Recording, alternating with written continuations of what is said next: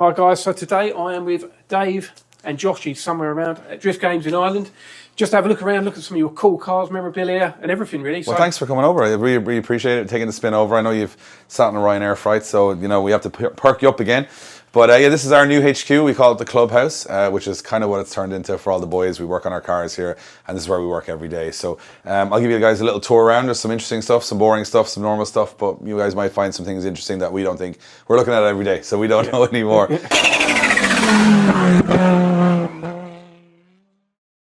So this is the entrance hall. This is basically some memorabilia like from James Dean's car. We've got wheels from Drift Masters. I broke this in Finland off my Supra. So it basically in any other workshop this would just be a bin. But here, because they're from drift cars, you can put them on display. So it's really handy. Bent the strut there at the top. Bent the strut in half, yeah, made a lot of mess. And basically these are like photos from the old place, the new place. So we kind of have this little walkway in here where it shows a lot of the stuff before the fire and during the fire to give us a little reminder that we're lucky that it kind of all bounced back. That was always kind of the idea. So this is like the reminder wall of everything that we lost. These are everything that came out of the fire basically. Our Lamborghini, the Lamborghini wheel. This is actually the sign that was on the building somehow, as you can see, actually just survived even though it burnt half the sign. And this is the world's cheapest Blitz 03. Wow. So basically I got 4 Blitz 03s, absolutely perfect, put them on the wall and said, you know what, they'll be a little investment for the future. No insurance, there they are. I'll tell you something else I saw earlier though, which I in the toilet. In the toilet. Look at this. I'll leave one of them on there, but look, hey? That's perfect toilet reading. It is. Sandwiched in between Julian Smith's Blitz R34 quarter panel in our toilet for some reason. Why not? And then we're into the main. It's actually pretty quiet today. There's not as much stuff as usual, so we can actually walk around. It was getting very busy in the last. Some of the cars are in Europe, some of the cars are in the workshop, which we'll show you later on. And this is kind of where they go when they're not in dire repair, basically. Everything else, they're kind of finished and sitting there. So we have got some arcade machines. I don't even know why we have this. We went to buy an arcade machine and the guy told me this. So this is kind of fun for when kids come in. They can actually play a free go of trying to get some merch and stuff out of there. So we kind of thought it was like very JDM, this Lucky Cat thing. So we just, I don't know. I'm trying to justify a lot of silly things. We've got cranks out of NASCARs. We've got engines. This is one of Adam LZ's T37s, which was smashed. That's why it says bad on it. And we have got 3 cars here, which are kind of iconic in their own way. So this is Adam's Datsun. This started off as a 1994 plumber's truck from Japan. It was just you could even had all the Japanese cigarette butts in the ashtray, had all the receipts and everything on the floor. So completely repainted the car from ground up. This is a bare shell. But it had no leaks. It had no leaks. The car was pretty good that way. So he did a full custom wheels, Hakosuka front end on this from Japan. The bonnet is, I think probably my favorite bit is the fact that he left the original engine, but he rebuilt it with carbs because the car originally didn't have carbs, and now it has carbs or ITBs or whatever you want to call it. Sounds great, goes nowhere as usual, but everything pipework, everything is way overkill. Like it's for everything on this car. I mean, it's a very slow car that has all the performance mods in there, and it has a full custom airlift on it, custom wheels. And custom tank, custom battery, custom suspension. I like the suspension the most because it was all CNC'd with our logo and stuff in there, and it actually drives pretty good. But as I said, all the shocks, all the linkage, everything custom. The rear coilovers from a Lamborghini Gallardo, which is actually from the Lamborghini Gallardo that burned, but they didn't go low enough at the time, so we just cut the springs for the show that it was at, and we ended up just having the 2 left over at the end. So it was just everything happens for a reason.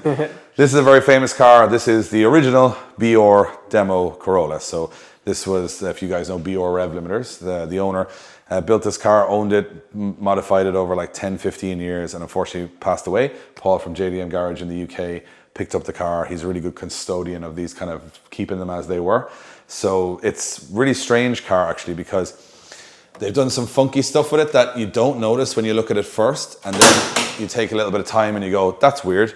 So they actually widened the car a lot at the front, and they did it by putting 2 bumpers, cutting them in the middle and widening them, and then they actually put blanks in between the indicator and the headlight to widen the whole car on the front. And this car I think was originally, it's originally supercharged, but it was converted to turbocharged. It's on a full link ECU. It's about 250 horsepower. It makes loads of noise and pops and bangs and has loads of Japanese garden hose in there, as they all do. But it's a really iconic car. It's very cool that it's here. It's not our car. It's just kind of stored here. but it's not bad when you look at it every day. No, it's very cool, and it's very Japanese. I bet you want to buy it though.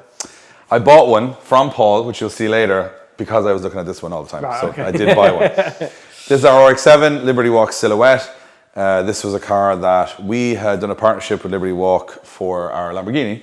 It burned down. They wanted to actually send us their Murcielago from Japan to drift, which I was nervous about at that point. And the only reason they didn't is because it wouldn't fit in a container because it was so wide. So I said, you know what? And they said, well, what do you want to do? I said, well, let's build an RX-7. So we got a Bathurst RX-7, 98, 500 horsepower, single turbo. And in a week, we put the Silhouette kit on, shipped it to Finland, and they came and unveiled the car with us there. It was a really, really special moment. And I think it just looks super cool. It's a very cool looking car.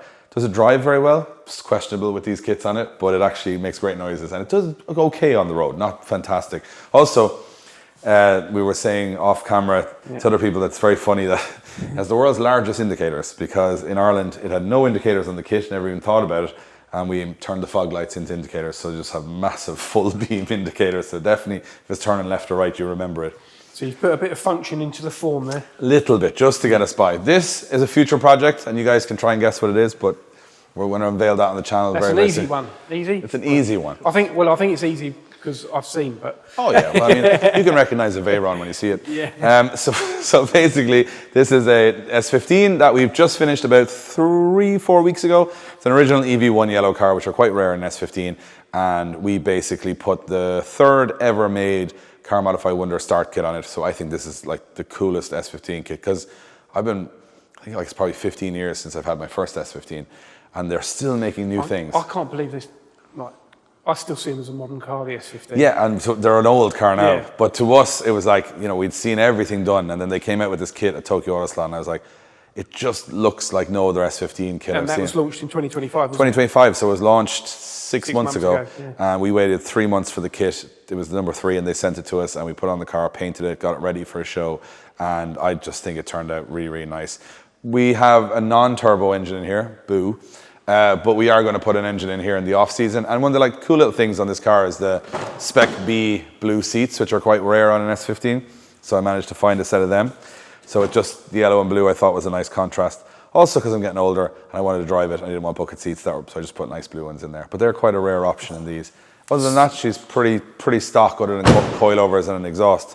That will get an engine at some point. And then we have the R33, which we built actually to give away when we were building the whole place. So we built the whole place in 4 weeks. And the whole place in 4 weeks. And then we built the car in that 4 weeks. So basically the idea was to open the place with the car. So a stock car, stock building, did it all in 4 weeks, and we gave the car away. A guy won it, but he couldn't insure it. So we kind of fell in love with it so much that we gave him cash and said, hey, we'll keep the car. And again, it kind of reminds us of that time when we started this car. There was nothing in here except just a ramp at the very, very start. And then everything was built around it. So the guys were working on the car, painting, and everything was going on. It's very cool. So this has some seats to go back into it, but it's a full GTST manual, exhaust, intercooler, SSR wheels, airlift, and kind of standard enough power. It's just kind of more of a cruiser than anything else. But it's a really nice car, and it came out, this is the colour from a... I was about to ask you about the colour. Yeah, so I went to get a van serviced, and there happened to be a Volvo XC, I don't know, 60, 70, and I saw that it was like a new one, and I was like, that's a really nice colour, that. And I was like, oh, my painter will be so happy because it's a pastel colour, you know, it's non-metallic. And then it turned out it was a really difficult metallic when he went to paint it, so thanks, Joey. But he did paint it, and it's like a yellow flick in it, but it's a really cool car. I just think it looks nice because 33s don't get a lot of love. They're either nothing or GTR. So I kind of thought it's nice that Pandem gave them something curvy that makes them look a little bit more attractive. So it's a bit like the 4-door R34s, isn't it? Yeah, a bit like that. They're a little big, they kind of need a few curves. And then we have my S14, probably definitely my favorite cars here. Does it all. Goes to the shops, goes to the shows, goes down the motorway. I drove this car to UK shows. I drove it to weddings. I drifted it in Japan, in Ebisu. I drove it on the street in Japan, questionably. And then it was shipped over here, and it just does everything. I don't know, it's like the perfect all-rounder, and it still stands, and it's still cool. It's about 350 horsepower, has some cams, bigger turbo, and I drift it. It's like, I don't know, just does everything. It's like the only Silvia here. Some of them are more show car, more power. This is just an all-around, middle, perfect Silvia. So I want it to be kind of rough ready and always ready for a bit of skidding, because that's what they should. So that's a keeper. This is my keeper. Or are they all keepers? I don't know. Sometimes I fall out and out of love with them, but this just has such a good story. I think that's something that I would never... I don't know. If I was to go for a weekend drive of all the cars here, this is probably the one I'd pick because it just, for some reason, it's so low, but it goes over all the speed bumps. It's slow enough that you feel fast. Because sometimes I think when you get a 500 or 600 horsepower car, they're great, but you can't cane them down a back road. This you can because it's 350 is like the perfect Silvia, I think, power, and you can skid it if you want. And you've legally. got another Silvia up here, haven't we? We got a special one up here too. Yeah. That will probably be your favourite again, won't it? This will probably be the one that I'll never sell till the day I die when it's finished. But it's in the early stages. Well, actually, not even the early stages. Before we get to the Silvia, you know, classic two NASCARs. I think this comes from some weird. When I was a kid, like I used to watch NASCAR on Eurosport back in the day, and it was just I used to, you know, F1 was cool, and this I would always watch NASCAR, probably just for the crashes. And we were stuck for a project. I was flying home from one of the Drift Masters events. I was on Facebook Marketplace, as I always am. And up popped this. And I was like, what the hell is a NASCAR doing in the UK? It turned out, guy had imported it. It was one of Ricky Rudd's cars. He's a Hall of Famer. He drove this particular chassis in 2009. He had a few because he crashed a lot of them.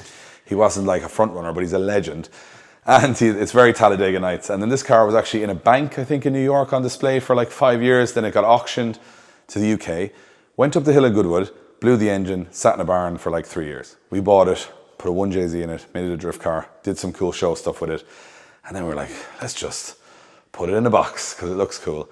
And it always makes us feel like we want a Snickers too, which is really weird. You actually physically go into shops after this going, I'd love a Snickers. So it does work, the advertising on this car. This is an all working car.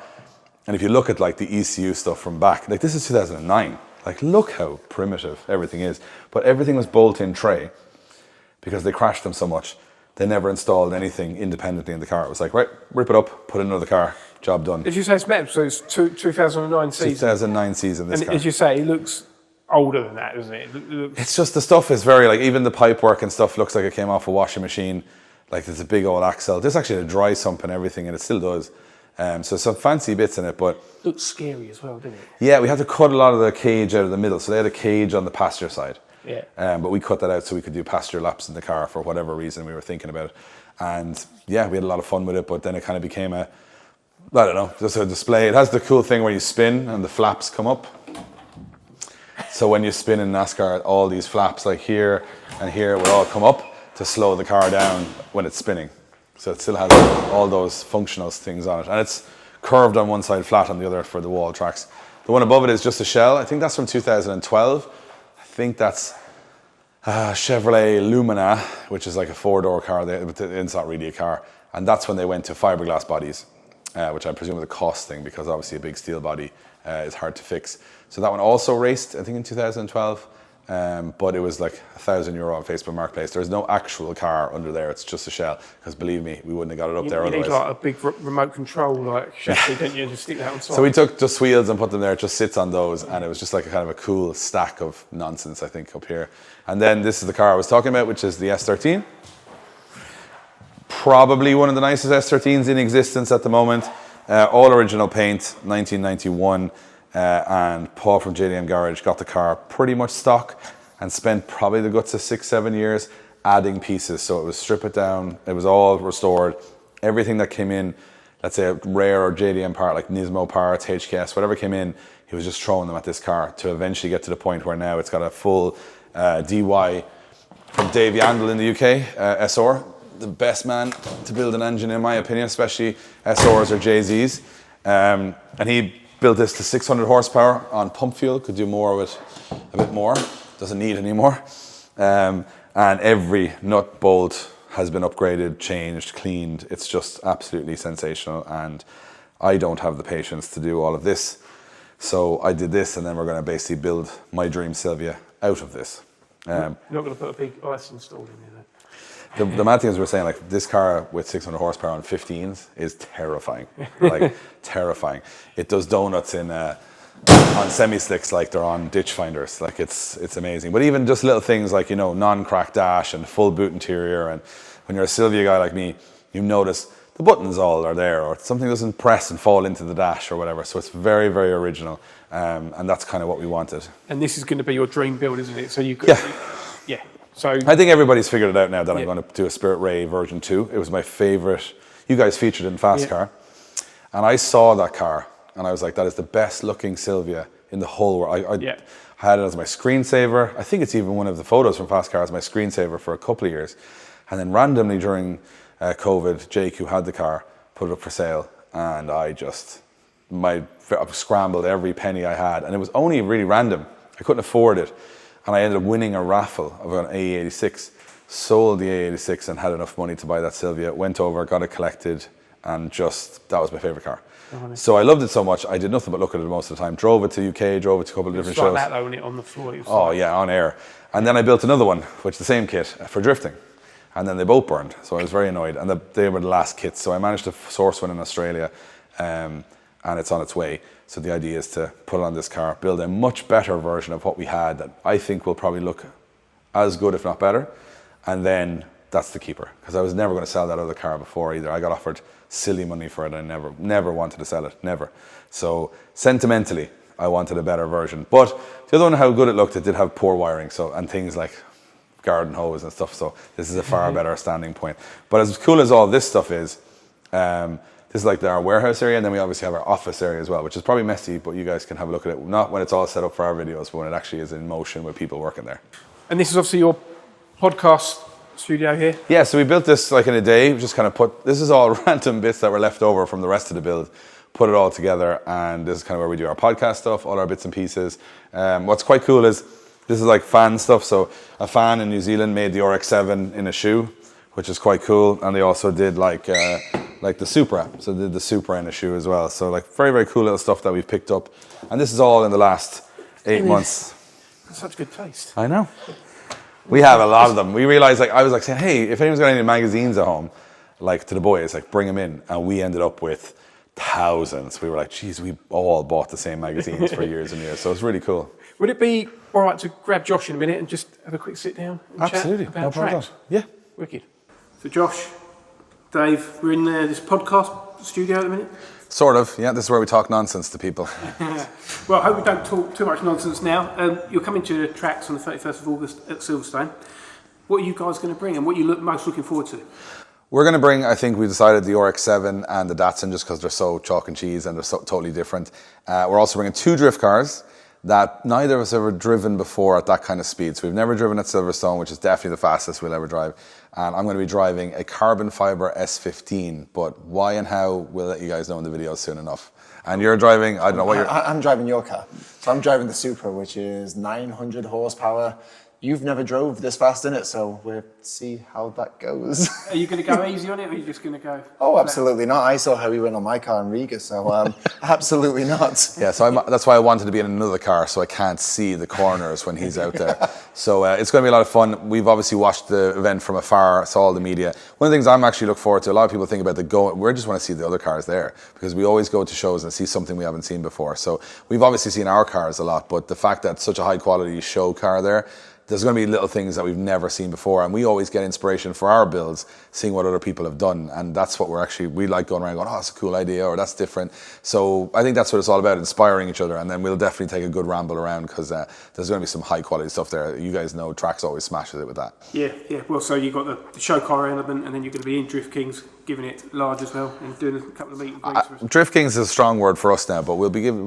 we'll be drifting. Yeah, we'd be lower royalty. We'd be kind of like, maybe the jester for the Drift Kings. That's what we'll be for the weekend. We've got some cool guys lined up, and I'm really, really excited about you being. And there's a lot of drivers we haven't driven with before at this as well. So we're going to try and get some runs in with guys that we know through the internet, but we actually haven't been on track with before. So that's going to be exciting as well. And we're going to make a lot of smoke, I think, with those 2 cars. Yeah, it'd be good to see you side by side. Axel's coming as well, you know him well, don't you? Yeah, Axel is one of our good friends, and again, he's driving a rotary Volvo. We heard the Japspeed Subaru is going to be there. That's a car actually is a lot close to our heart because Josh started with Japspeed, and I started when I did BDC. That car was there, so a lot of memories in that stuff as well. So mostly we're there to chat to people, hang out. We haven't brought the cars to the UK before.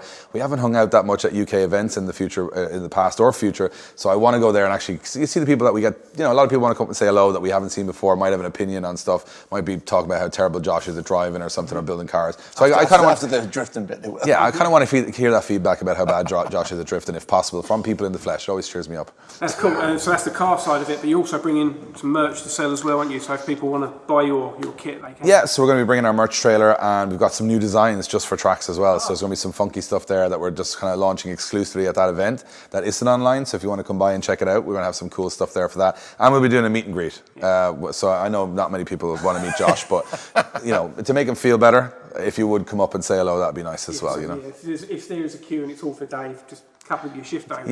Yeah. If the queue's too long for me, they might, just to save the hassle, go. We'll see. I'm English here now.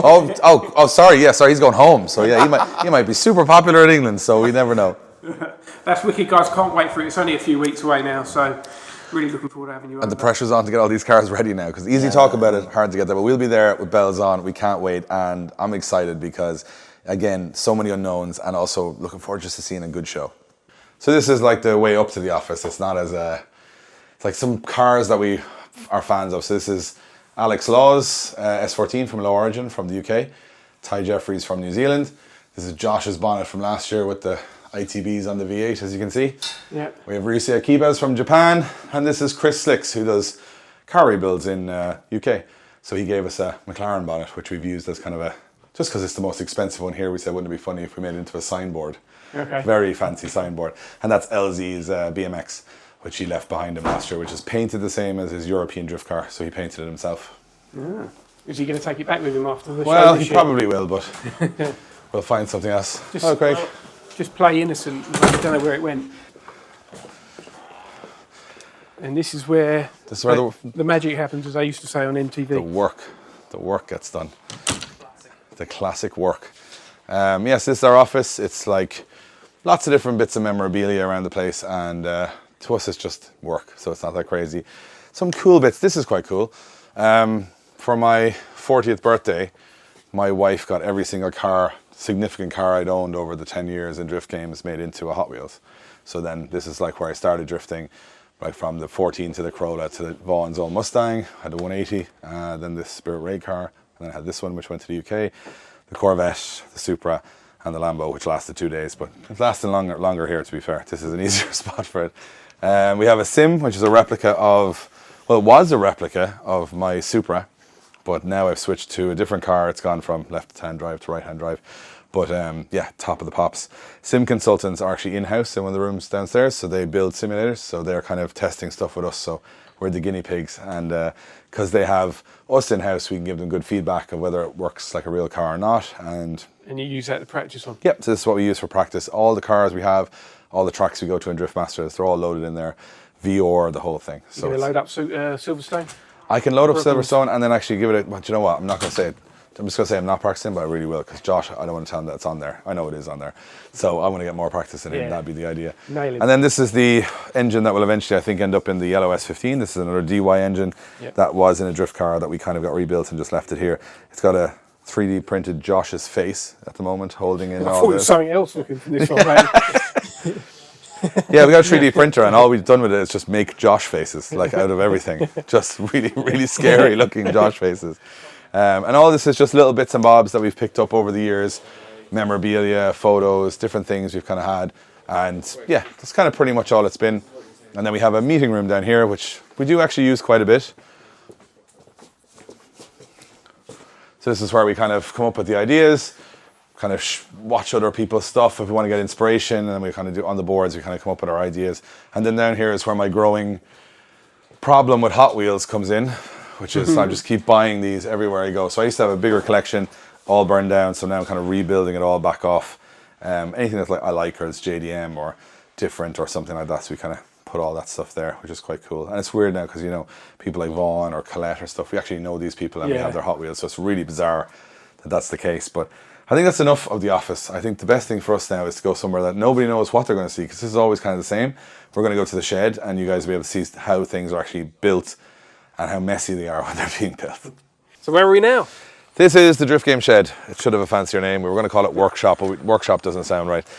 This is the first place we built ourselves. So during COVID, we were basically taking over all of Wayne's sheds here, and Wayne's our friend. So we said, just build your own place and do it. So we built this from scratch, and this was where it all started. The whole YouTube channel started in here. We actually moved away from it for a little while, and then we came back about 6 months ago, back to the shed again, because we needed a workshop. So it's where all the messy behind the scenes stuff happens, stuff we don't show that much of. And we basically have a wall of shame of different cars around the place as well, of forgotten projects. So we'll start with this. This is our pit truck, which is a 1921 cab on a 1950 something Chevy truck with a 1980s Chrysler engine. Who knows? A guy in the UK built it. We bought it. I'm not sure why we bought it. It's an interesting machine. It has doors that barely open. It's very comfortable. You'd love a long spin in this. You just have to just don't get a splinter. You can see the ground through the bottom of it. Yeah, and it has spanners and tools as its, I suppose, instruments. And the boys found when they brought it back that it has cruise control. So all you have to do is put a cable tie around the accelerator pedal because it doesn't go fast enough. So just have a snips with you and just stay on it. And then if you ever want to brake, just snip it and just brake then after that. So, it's the height of safety. Everything is very safe. And I'm actually confused it's outside because we really don't want it to rust. But it works. It starts. It's on airlift, and we used it to carry like tools, and so we have a tire wheel rack on the back here, so we can put 10 wheels. The toolbox goes in the back, and it actually has fuel drums on the other side and an air line for pumping up the tires from the air tank. So it's kind of like one of our pit vehicles that we said was a bit more interesting than a Kai truck, but also far more impractical as well at the same time. And we also have Podge. So this is Josh's favorite car in the whole world. I like it, to be fair. So it's not even a hijet, it's a Piaggio Porter that he bought. He converted it to coilovers, and this is where he goes in his weekends, surfing. So he puts a surfboard on the roof, and it's a camper. Really? It's a camper. I don't know how the door opens, or the back door opens, it should. Or maybe it opens from the far side, I don't know. The cheapest camper he could build, and he has it on BC Racing coilovers, and a snap-off steering wheel so nobody steals it. No. And pretty much that's it. And he did it like an A86 with the two-tone, and it's a 4-valve. So the way Corollas always have 16 or 20, this is a 4-valve. Yeah. Diesel. And it wouldn't pull you out of bed, but he loves it. And then my mum used to have one and used to put a load of hail barriers in it, and as soon as you got up a hill you had to get out and push it. So I wouldn't call it the most reliable. He has to turn it off in traffic because it overheats and he just starts it again. But he loves the thing. It's got character. And this is our new merch trailer, which we'll be bringing to TRAX. So this is only actually, one of the first events we'll be bringing it to. So we just wanted something that like represented the brand. It's hard to see it now, but inside it's all panelled and TVs and everything. So it looks quite cool. And we'll have all our merch with us at the event in this, and we tow it with our Ranger. So that's kind of like the easy pop-up shop kind of thing. So if I need to escape the madness at TRAX, I'm just popping in, watch it has a a bit little of TV. room and everything in there that you can hide away and everything. It's very warm warm though. That's where I'll be. And then in here, this is where the car is being worked on at the moment. So we have an event in 2 days. So some of the drift cars are getting prepped, and then Josh is also in a land of misery with his AZ1 at the moment. It's all misery. I thought it was a Ferrari F40 for a minute. Yeah, but then you have to kind of open your eyes properly. Yeah. I always say it looks like a Ferrari F40, but as close you get, it doesn't get any bigger. So this is Josh's now infamous AZ1 Autozam Mazda, which has a Liberty Walk kit, the second in the world. Liberty Walk have the only other one, and Liberty Walk have told us that this is not a sponsored thing because no one would ever be stupid enough to buy this body kit again. So we are the only people that did, and now Josh is learning why that is the case. Can you actually buy the kit? Did they when they built the first kit? Did they just do it as a? They shoved it in the corner and said. I think we've got prototype parts in the front. We've got which? Prototype parts in the front. Yeah, so they never expected to sell it. They just thought, I would throw that away. It'd be fun. They built an F40, so they built a mini one. Yeah. They were like, surely no one's ever going to build this, and here we are, a month later, and kind of making progress on it. So it's, or actually going backwards. So it's got different wheels on the front now from the Corolla because these are the custom wheels. So these are all Ferrari F40 remakes, but now they don't turn. So now we're, you'll see on the videos, it's all turned. It's all gone downhill. So you're not running those wheels now? We had to get other custom ones to work. So now, Now pointless. Very expensive, pointless wheels. A bit of that. So basically this car is being built on the channel at the moment and should be finished in the next couple of weeks. Should be. But this was like, let's get the kit on and that'll be easy. Now it's turned into a nightmare, but just how big everything is to fit on the car, because it's a very small car. And the aim is to try and get this ready for gravity, isn't it? Yeah, aim for gravity, that's in 3 weeks, so, But then you've got an extra week if it doesn't make that show. the TRAX. So there you go. So it's pressure off. Yeah, there's no pressure then. 4 weeks is still a bit of pressure. It's still a bit of pressure. So it's a very strange car to build because Nobody's built one. no one's built one. And they built one almost as a demo prototype, so it's not like they've really worked out the kinks either. So this already had the front chopped off it and this put on, and now it's going to have to get more chopped off. So yeah, interesting build. But we'll move away from the misery to drift cars. So we have 3 drift cars here that are our main European cars are in Europe, like the Supra and the PS13 and stuff. So this is my practice car. It's a Pontiac Solstice from America. So this car was originally built to compete in a class series by GM. So the cage, everything was GM, all from them. And then it became Ryan Turk used it as his demo car. So he was driving a Solstice for GM back in 2010 maybe. And this was practice car. Irish guy bought it, who lived in America. He eventually came back to Ireland, used it here. I bought it off him. It's a 4-cylinder, 300 horsepower, convertible drift car, which we're learning as we fix it that no one has anything for. But we did blow a turbo on it and realized it's the exact same turbo as an Opel Astra VXR. Right. So it's technically an Astra VXR engine, but in American form. So this would be very similar to like the Opel GT or the Saturn Sky in America. Funky little car, kind of like a space frame thing. It's so much fun to drive, and it's like a cheap, fun car for us before we get to more expensive things.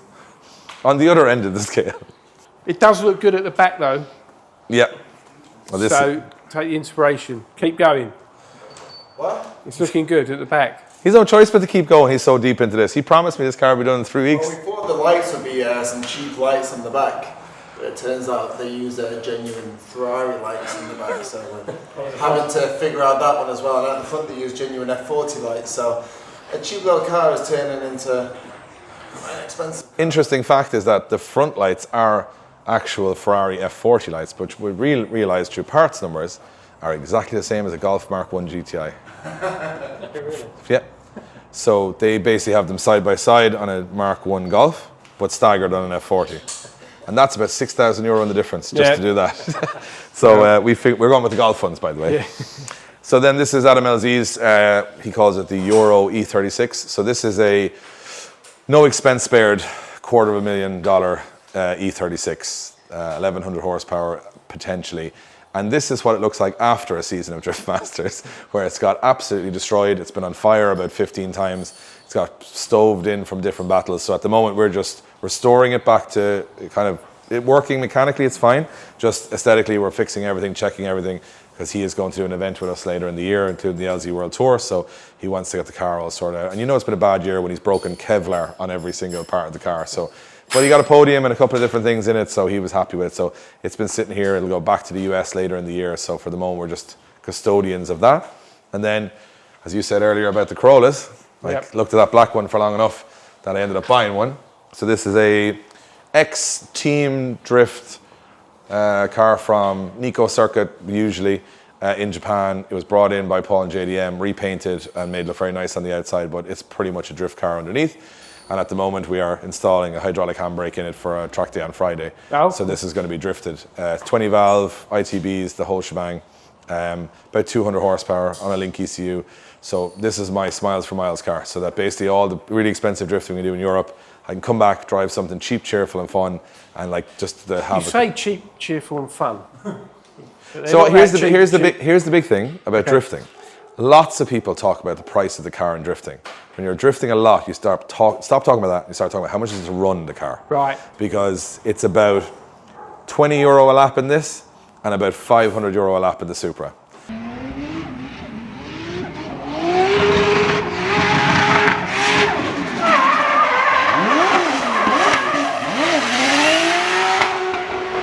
So that's where you start thinking about, like, it's how much mileage can I get out of drifting for the cost. So for me, it was like I always wanted another Corolla. I've had maybe 10 in my lifetime, but this was the perfect black 11, 20 valve, ITBs, raw, and I wanted it just for drifting because there's nothing more fun because you're driving the stones out of it to get to do something. So this is, Neil is doing a few bits to make it sort of work because we brought it the last day and it didn't work. Well, they're the OGs, aren't they? They really are. They're just fun. raw, no power steering, just like you're sweating at the end of the day. You're flying around the track. You're actually not going anywhere very fast, but you're having a lot of fun, which is the whole point. So that's very much the idea. Yeah, heavy clutch so that it never breaks. Kick the living daylights out of it to get that last 3 horsepower every corner. And that's the idea with this car, is that it was just a fun thing to have.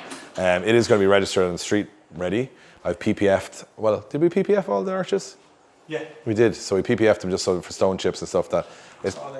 Yeah, but it's a very, very pretty car to do what we're doing with it. But then again, what's the point of them if you're not doing that? Do you know what I mean? Like, what's the point of having a show car that's supposed to be a drift car? It's got to be both. So like this and the S14 for me are very much, if they're not drifting, what's the point of having all the gear in them just to drive around? So I know they're getting very valuable now and people are very precious, but they should be still driven in anger because that's what makes them great. Otherwise, if they're just a show car, they're a very bad car. Do you know what I mean? So if they're fun and you're drifting them, great. If they're just a car, just get a Golf GTI. It's so much easier to drive. So that's pretty much everything we have here in the shed, and a lot of rubbish from building our S13 in 2 weeks, which we did for Driftmaster. So it's still a lot of the parts scattered around from that. It's mad how much cardboard that is involved in car building, isn't there? You just can't get rid of the cardboard. That's just parts for an S13 we built for 2 weeks. It's that entire box is just cardboard and plastic. So it's been a busy one. So yeah, pretty much that's like, say, most days the stuff in the clubhouse is all kind of, sitting there. The boys are working hard in the office, and then other boys are working hard in here because every car is in a different stage of being built and getting ready. So I pretty much spend my days bouncing between the three. So I'll be down here checking what's going on here, and then doing some videos and stuff. Then I'll be in the office for meetings, and then I'm just sitting and looking at my car sometimes in the clubhouse, pretty much. Yeah. Well, thank you so much for showing us around the Drift Games life. You guys are welcome anytime. So, yeah, and remember, if you enjoyed this video, to like, subscribe and share. And we will see you on the 31st of August. That's right. You're worrying me with the time scale and all these cars to be done. 31st of August, Silverstone, TRAX. It was a pleasure. Thank you guys for coming over, and we'll see you guys at TRAX because we're looking forward to it. And if you guys can make it out, see some of the cars, see some of the drifting, hopefully we survive. We're going to be throwing in some shapes into those corners, so we're looking forward to it. So yeah, as I said, a lot to do, but hey, if we didn't have a deadline, we'd never get it done. So TRAX is the deadline. That's it.